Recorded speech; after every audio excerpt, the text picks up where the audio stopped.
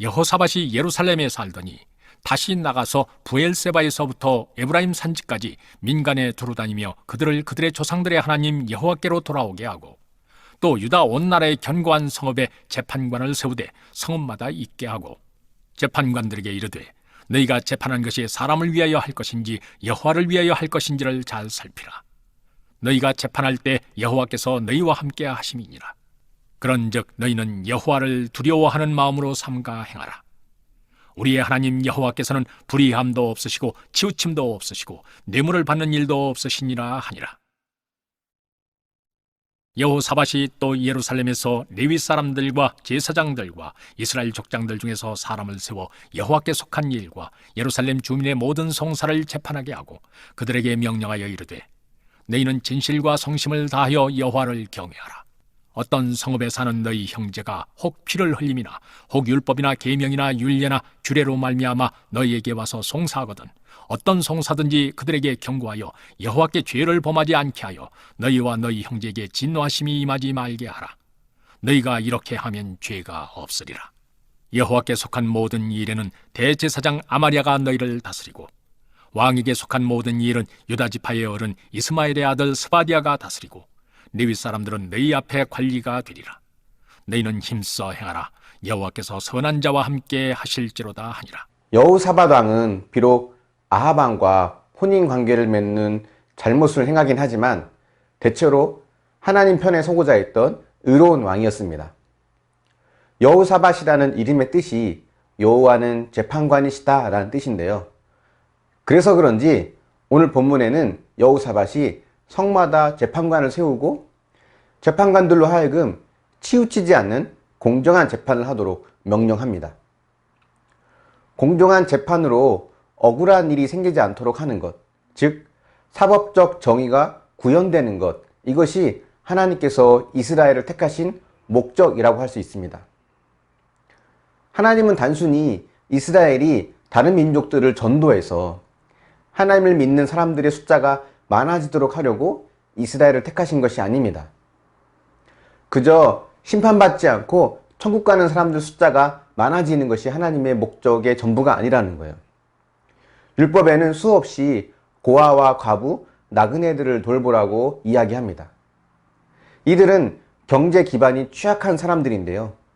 하나님은 이렇게 힘이 없고 가난한 자들이 고통에 갇혀 살지 않고 모두가 함께 더불어서 돌보고 책임지는 그런 공동체를 이루어 살기를 원하셨습니다. 그러기 위해서는 이 땅에 정의와 공평이 실현되어야 합니다. 그것이 하나님 나라의 모습이고 하나님은 그 하나님 나라를 이 땅에 실현시키기를 원하셨던 겁니다. 교회는 단순히 전도해서 등록 신자를 늘리는 것, 예배 인원을 늘리는 것을 위해서 세워진 것이 아닙니다.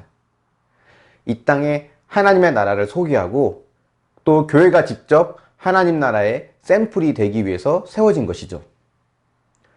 그렇게 모두가 함께 책임지고 돌보는 공동체가 되기 위해서는 먼저는 가진 자들이 자신의 이익과 권리를 포기할 줄 알아야 합니다. 누군가가 자기 것을 내려놓지 않으면 그런 하나님의 나라는 실현되기 불가능하다는 거죠. 이것이 가능했던 때가 언제였냐면 초대교회 때였습니다. 초대교회에서는 가진 자들이 사도들 앞에 자신의 것을 내어놓아서 하나님 나라의 샘플을 맛보게 했습니다.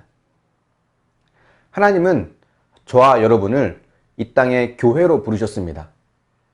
그 말은 여러분을 통해서 돌봐야 할 사람이 있다는 거죠. 어떤 사람은 이런 이야기를 하면 정치적이라고 말할지 모르지만 이것은 정치적인 것이 아니라 성경적인 것입니다. 여호사밧이 한 개혁은 예배를 뜯어 고치는 것이 아니었습니다. 사법적 정의를 구현함으로 약하고 가난한 자들이 억울한 일을 당하지 않게 하는 것이 여호사밧이 행한 개혁이었습니다. 이런 공동체가 되기 위해서 필요한 것이 뭐냐면 바로 7절에 나온 것처럼 하나님을 두려워하는 마음입니다. 하나님을 두려워한다는 것은 하나님 앞에 서 있다는 것을 의식하는 것을 말하죠. 내가 늘 하나님 앞에 있음을 의식한다면 재판을 한쪽으로 치우치게 한다거나 뇌물을 받을 수가 없습니다. 만약에 누군가 재판을 한쪽으로 치우치게 한다거나 뇌물을 받고 판결하여서 약한 자들을 억울하게 하는 일을 했다면 그 사람은 하나님을 전혀 두려워하지 않는 것입니다. 저와 여러분, 우리 모두는 재판관은 아니지만 우리는 언제라도 나보다 약한 자를 내가 가진 권세로 제압하고 또는 나에게 유리한 상황을 만들기 위해서 내게 불리한 것들은 못 본 척하는 이 불의한 재판관이 될 수 있다는 걸 우리는 기억해야 됩니다. 내게 이익이 된다면 다른 사람의 피해를 입는 것은 개의치 않는 모습도 우리가 가지기 쉬운 불의한 재판관의 모습 중 하나라는 것을 기억해야죠. 혹 나는 불의한 재판관으로 내게 주어진 권세를 행사하고 있진 않은가? 우린 이것을 돌아보며 하나님의 교회로서 공평과 정의를 행하는 저와 여러분이 될 수 있기를 예수님의 이름으로 축원합니다. 묵상해 보십시오. 나의 권세를 이용하여 가족이나 직장 동료, 이웃 또는 공동체 식구들을 억울하게 하거나 분노하게 만들진 않았습니까? 정의와 공평을 이루지 않고 사사로운 이익에 흔들려서 원칙을 어기지 않았습니까? 이 묵상의 질문들을 우리가 생각하면서 오늘 하루 하나님 앞에 정의와 공평을 이루는 교회로서 살아갈 수 있기를 예수님의 이름으로 축원합니다. 잠시 기도하겠습니다.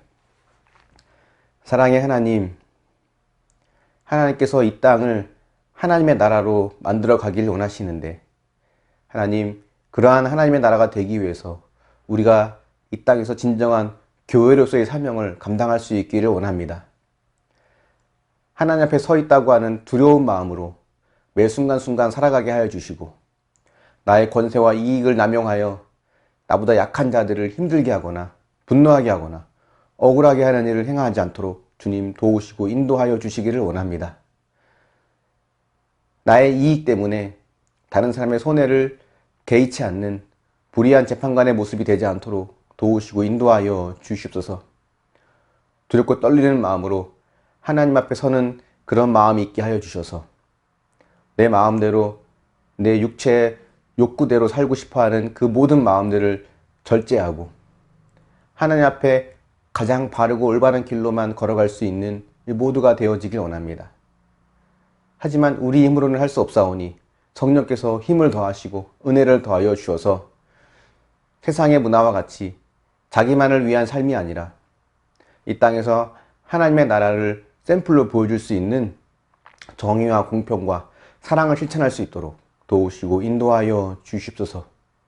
혹 내가 가진 권세로 자녀나 배우자 혹은 직장에서 만나는 사람들을 함부로 대하거나 무시하지 않게 해주시고 그런 모두를 존중히 여기며 하나님의 교회로서의 삶을 살아낼 수 있도록 인도하여 주십소서. 감사드리며 예수님의 이름으로 기도합니다. 아멘.